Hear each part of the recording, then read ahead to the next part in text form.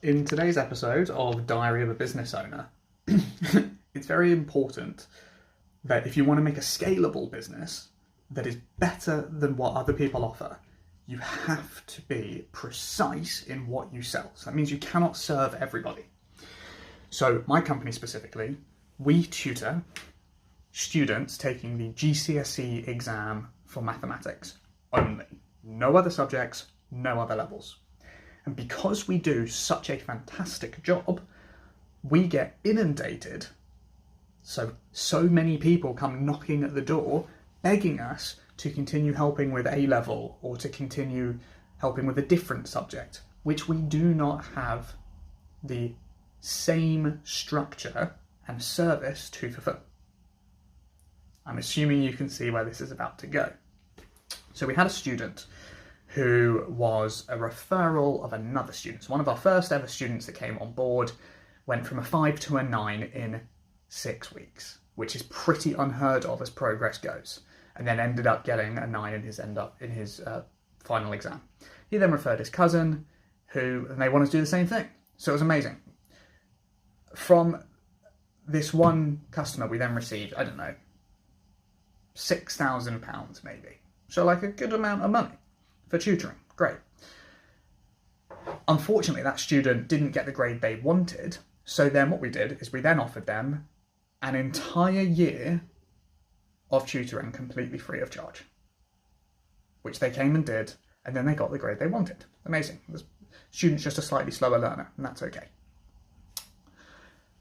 And then after that, moving on to A-level, they came knocking at the door, to which I said no.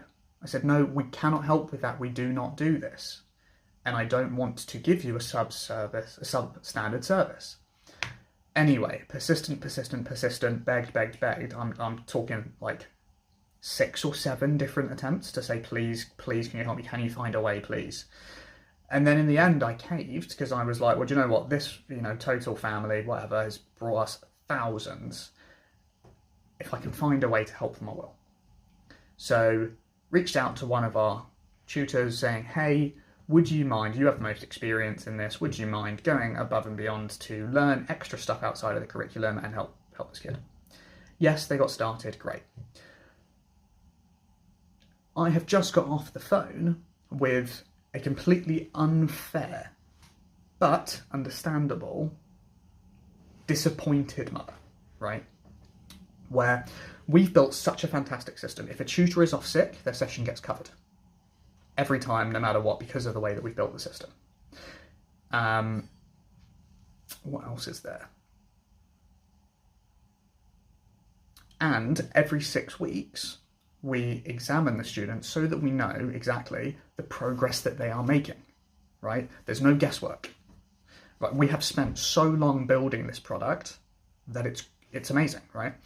So even though we gave the caveat of, you do understand this is not what we do, this tutor's going to have to go out of their time to learn it, he's got no resources and none of this, and you're going to have to do it outside of their normal scheduled time so that none of our normal stuff applies to you, they go, yeah, fine.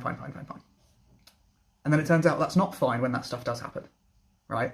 That there's a time when another tutor is off sick, so now this tutor is required to cover. So the session they had with this person can't be done now, right? Which we said was going to happen, and that this would be what happens. And then, when he's off sick, no one else is able to cover because they don't know the stuff. Every 6 weeks, then he's not getting in contact with her because we don't have the systems built for it, right? You see where this is going? It's entirely reasonable of her to be upset for the situation. It's entirely unreasonable for her to be upset given the caveat that we said of, these are the conditions under which we'll do it. Are you happy with those? And she said yes, and now she's changed her mind. But customers are always right, whatever. So really, it is fair of her to feel this way because we set a standard. We did not continue to meet that standard, and that's entirely my fault for having caved and said yes. Because we don't have the systems for them. And then the tutor who's looking after them is now going on holiday for 3 weeks, and she wasn't told because the parents aren't going to be told because all his lessons are going to be covered. It's not a problem. It's built in, right? And now his one-to-one lessons are going to have to stop because there's no one else to cover it. It's extra on top.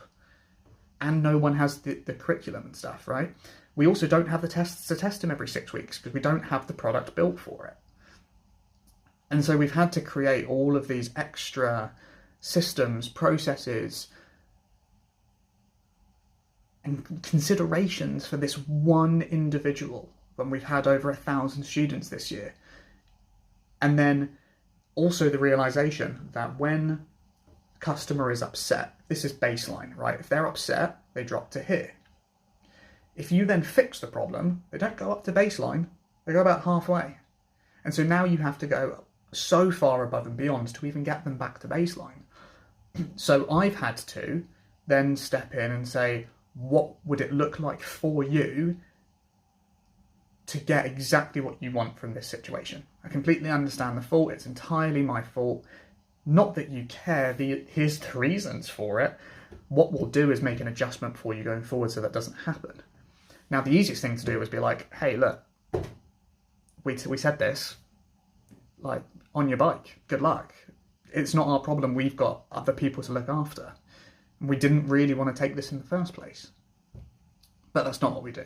So I've personally stepped up and stepped in to do these. So I'm doing 4 sessions for free over the next 5 days, which if I was charging to any other person would be an additional £400, right?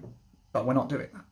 And also her tutor, the kids tutor, who was going on holiday, also offered to do 2 of the sessions that were missed because of situations happening in the past next week, which he obviously didn't tell her. He's actually away on holiday. So he's going to be on the other side of the world, taking time out of being with his family, who he doesn't see all year, specifically to help this kid in a situation that went over. But they don't see that. Customers are not rational. They don't see the entire story, so you can't expect them to. So this is a lesson for me going forwards, and for anyone else who has a very niche service. If someone comes and asks you for something, even if they're your best customer ever, that's outside the remit of what you do, say no. It's not worth the hassle, I promise you.